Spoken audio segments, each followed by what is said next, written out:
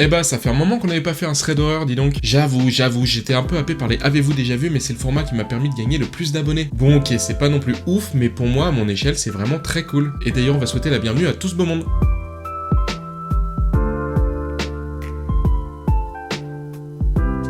C'est long.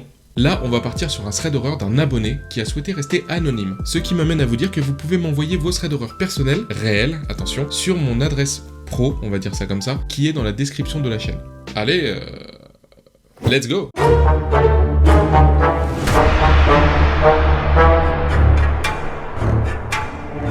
Nous sommes en France, en plein milieu de l'hiver, le 26 décembre 2014.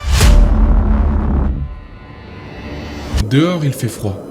Mais c'est la chaleur des fêtes qui ravive la flamme intérieure de chaque personne ayant encore en lui une âme d'enfant ou sachant s'émerveiller de ces moments censés nous réunir et nous apaiser, comme une suspension dans le temps, nous arrachant l'espace de quelques jours de notre vie pour la plupart morose et terne. Nous allons suivre l'histoire extraordinaire, et quand je dis extraordinaire, je veux dire paranormale, de Maryse, la mère de l'abonné en question m'ayant conté son histoire personnelle. A noter que j'ai changé les noms des protagonistes et suis resté vague sur certains détails à sa demande. Maryse ayant perdu son mari subitement il y a tout juste un an, alors qu'il était atteint d'une grave maladie qui l'handicapait dans sa motricité, décide de déménager pour tirer un trait sur le passé et aller de l'avant. Bien qu'elle n'ait pu se résoudre à se défaire de l'urne contenant les cendres de son défunt mari, maintenant rendu à la mer. Pour cela, elle demande de l'aide à son entourage. Elle recrute alors sa fille Laura, son beau-fils Alexandre et ses voisins directs, un jeune couple avec qui elle avait sympathisé, que nous appellerons Martin et Chloé. Maryse, avant de passer à l'action, a besoin de se changer les idées. C'est pourquoi elle part de ce pas rendre visite à la famille pour les fêtes, et ne pas passer l'anniversaire de la mort de son mari seule à la maison entourée de tous ces souvenirs qui lui rappelaient,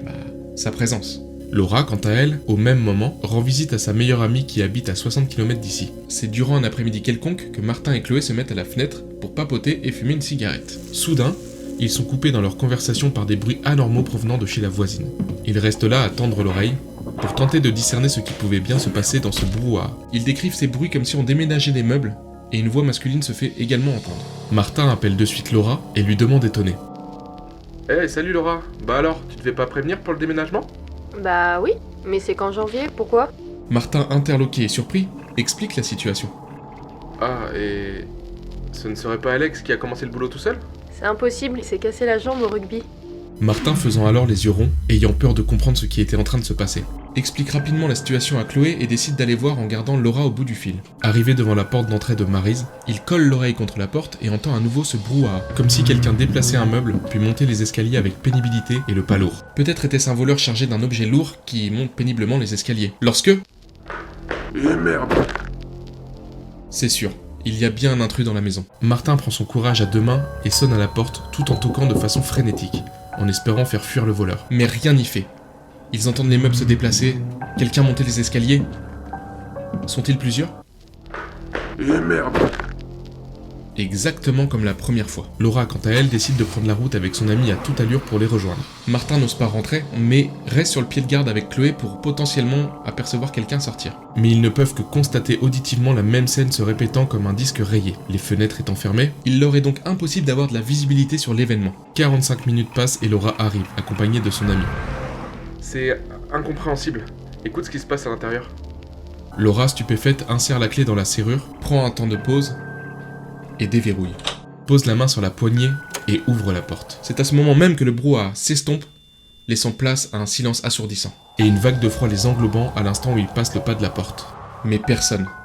Rien n'a bougé. Aucune trace d'effraction n'est à relever. Sauf que... je vous ai pas tout dit.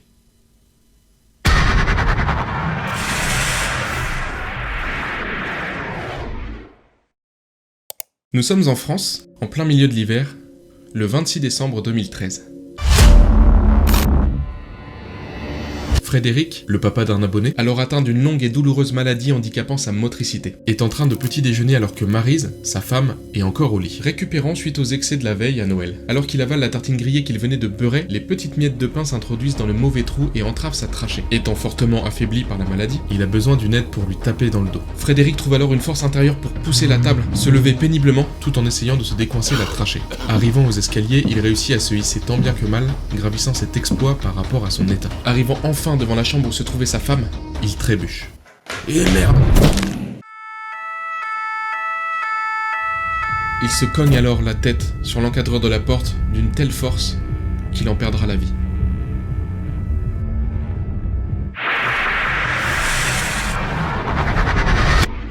Parfois, il se passe des choses dans notre vie qui sont clairement des messages, que vous êtes en possibilité d'accepter ou non.